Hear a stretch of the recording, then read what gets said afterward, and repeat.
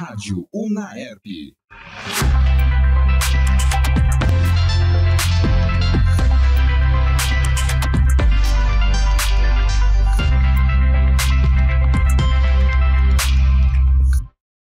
Olá, bom dia a todos. Meu nome é Natália, sou aluna do curso de nutrição da Unaerp e hoje a gente está aqui com a convidada, a professora doutora Alessandra Junqueira.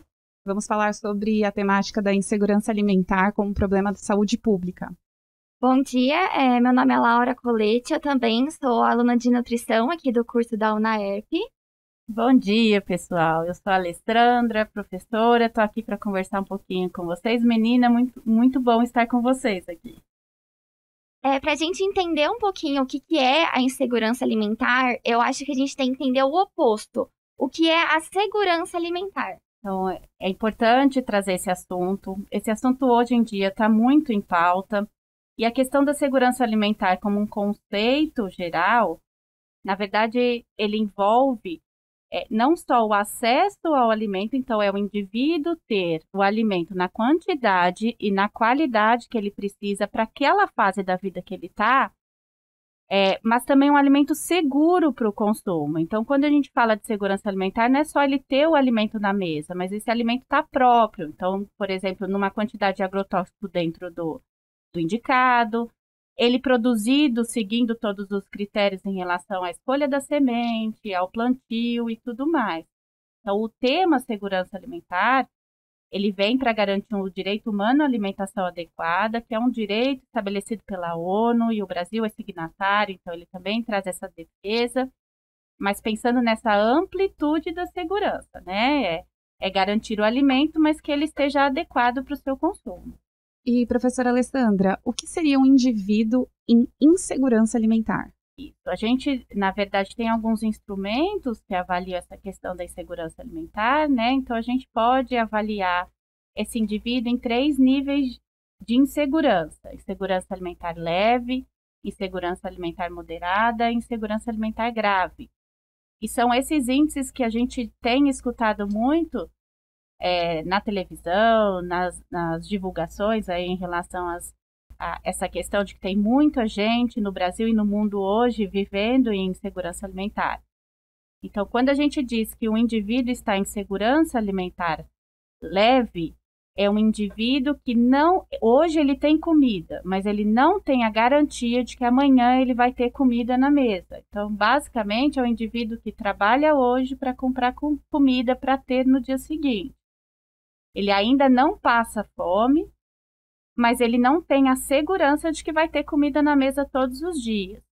Para vocês terem uma ideia, a gente tem entrevistado algumas pessoas dentro das unidades básicas e uma das perguntas básicas é: a comida acabou antes de você ter dinheiro novamente? E a resposta é quase unânime.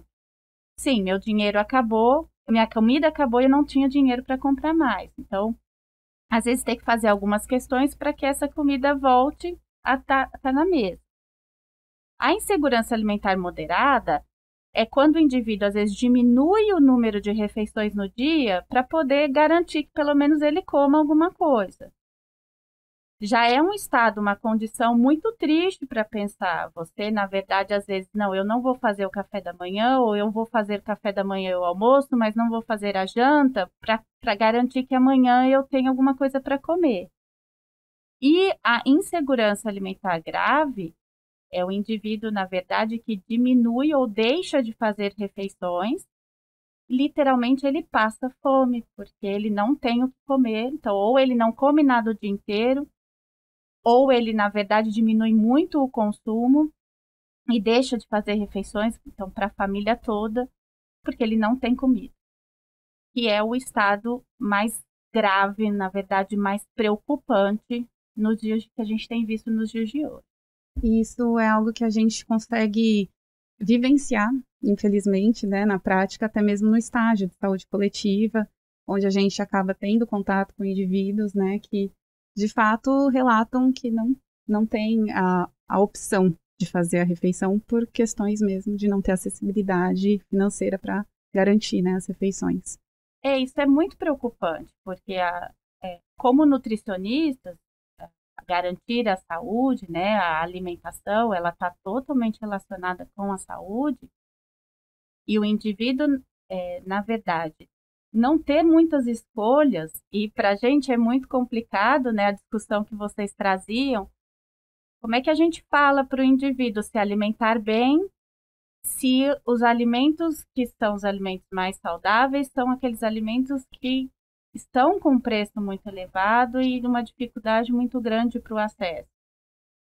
Então, isso para vocês, para a gente, na verdade, é muito complicado quando você orienta o paciente, mas para o paciente é muito complicado quando ele fala, eu sei que eu estou me alimentando errado, mas eu estou comendo aquilo que está dando para comer hoje.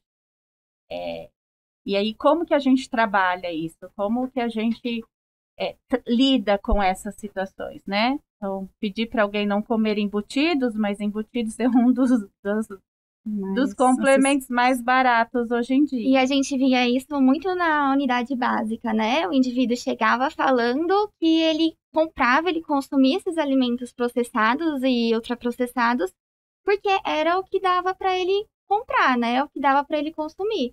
E aí entra naquilo que você estava falando. Como que a gente vai falar para aquele indivíduo não consumir aquilo, sendo que é a única coisa que ele tem para comer, para consumir, para se alimentar? Isso mesmo. E, Ale, qual que é o perfil da insegurança alimentar no Brasil? A insegurança alimentar, ela está acontecendo só no Brasil? Não, na verdade, é importante entender que a questão da fome, da insegurança alimentar, ela é histórica, né? E ela está muito associada com alguns fatores estruturais. Então, por exemplo, guerras civis, então aqueles países que estão enfrentando alguma guerra civil, a gente costuma ter um aumento no número de pessoas que estão passando fome. Tem a questão econômica, então países que estão enfrentando algum problema econômico ou passando por uma situação, isso acaba afetando diretamente. O Brasil, ele tem um histórico de fome já há muito tempo, a gente sempre teve essa questão. Vocês são muito novas para lembrarem disso, mas eu lembro muito de campanhas de arrecadação, então o Betinho era um sociólogo muito importante. A questão de levantar, né, de arrecadar comida para distribuir para quem passava fome. Aí nós passamos por algumas mudanças em relação a programas voltados para o combate que se mostraram muito efetivos. E aí o Brasil, existe, na verdade, a ONU tem um mapa, é o mapa da fome, que acaba mostrando os pontos dos países em que essa insegurança alimentar, elas são mais intensas, mais severas. O Brasil fazia parte e ele saiu, felizmente, desse mapa da fome. Então a gente vinha caminhando por um processo bom, legal.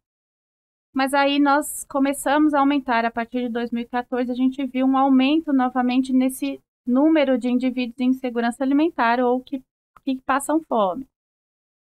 Com a pandemia, isso se agravou muito. Então, a gente teve um salto entre 2019 para 2020 gigantesco. Hoje, para vocês terem uma ideia, na América Latina, nós temos quase 60 milhões de pessoas com algum grau de insegurança alimentar, né?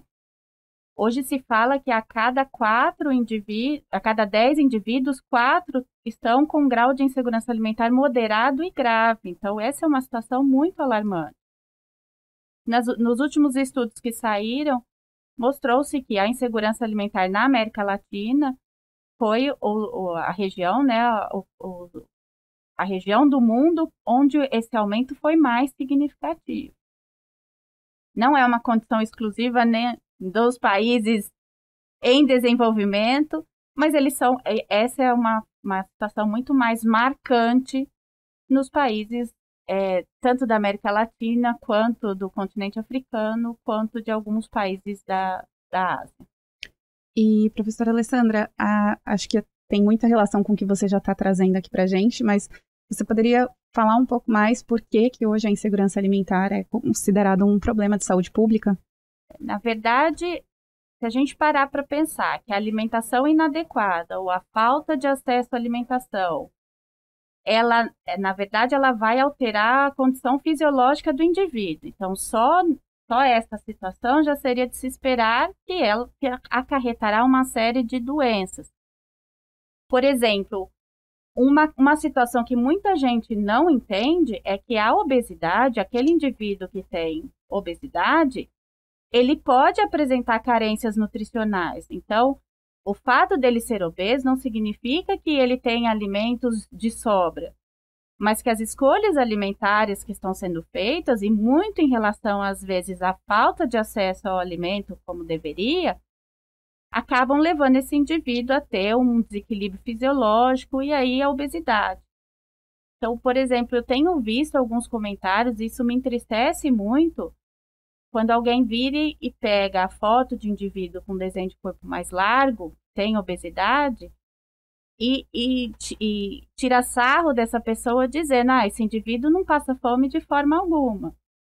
E hoje o que a gente tem mais visto, esses indivíduos em insegurança alimentar, eles são indivíduos com excesso de peso. Então, a obesidade junto com a carência nutricional, o impacto disso a longo prazo a gente não sabe. A gente está passando novamente por uma nova mudança no perfil, né?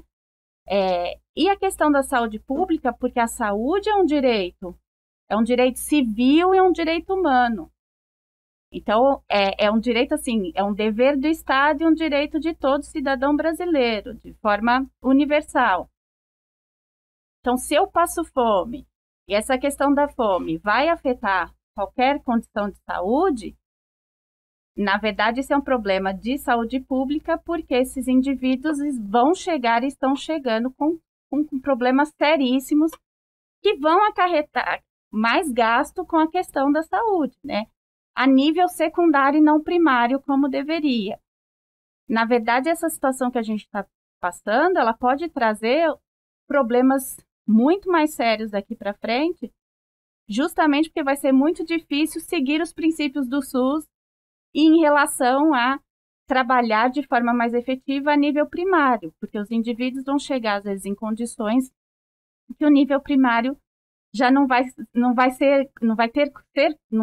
ser possível colocar em prática, né? E eu acho que isso vocês vivenciaram também em relação ao estágio. Tem muita relação com o que a gente, né, aprendeu ao longo do curso também, da obesidade, o obeso desnutrido, né? O obeso, ele pode sim estar desnutrido, assim como a desnutrição mesmo no emagrecimento, enfim, que é o que a gente vinha lá no passado acostumado, né? E aí hoje já é um cenário como aquilo que você está passando para a gente. E a vivência que vocês tiveram no estágio dentro da unidade básica, dos indivíduos que chegam para vocês para o atendimento, são indivíduos com uma condição precária de saúde, né? Não são indivíduos da atenção básica que a gente espera. Eles já estão com diversas patologias instaladas, né? Que muitas vezes só com atendimento primário não é o suficiente para o melhor tratamento dele. Precisando, né, de um tratamento mais especializado, que aí já não é mais atenção primária.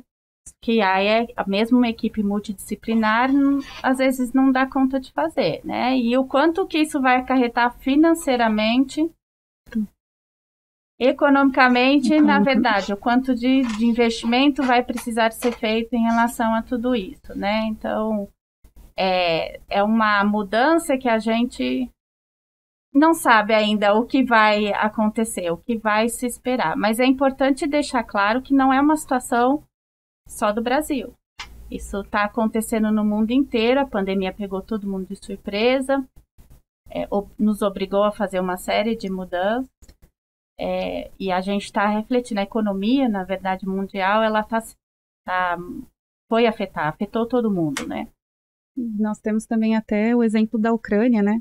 Que está em guerra e, como você trouxe, também é uma condição que pode levar os indivíduos à insegurança alimentar. Isso são reflexos. Então, assim, a gente está passando por uma situação muito séria, mas a gente ainda não consegue medir qual vai ser a consequência real disso daqui a um tempo, né?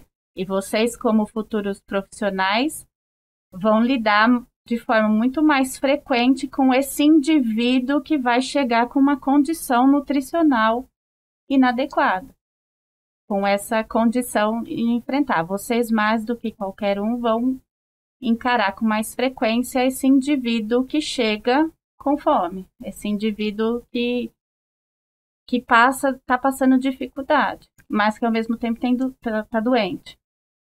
E a gente, como indivíduo, como brasileiro mesmo, né? Porque a gente tem o direito da alimentação. Como que a gente pode, o que a gente pode fazer para tentar minimizar essa insegurança alimentar?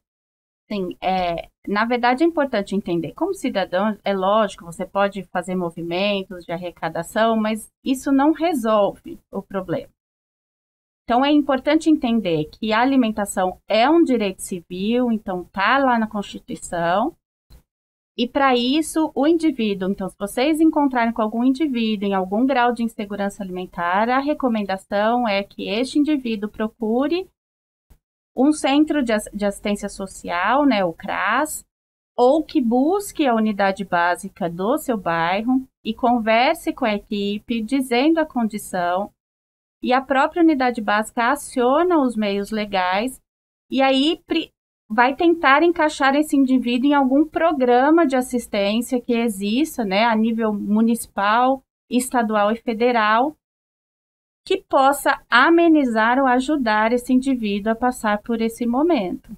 Então, a gente tem vários programas assistenciais aí e é importante entender que é um direito constitucional. E se não for atendido, ele pode acionar os meios legais para que isso aconteça. Então, a gente precisa entender. A gente fica muito tentado a ficar ajudando, mas está muito difícil. A gente tem encontrado na rua muita gente pedindo comida.